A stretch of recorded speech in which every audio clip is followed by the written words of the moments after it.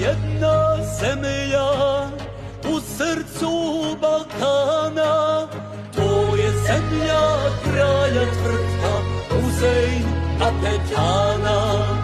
To je zemlja što nam preci za nju život daše, poznaćeš je Pokšuplji, Sokolić maše.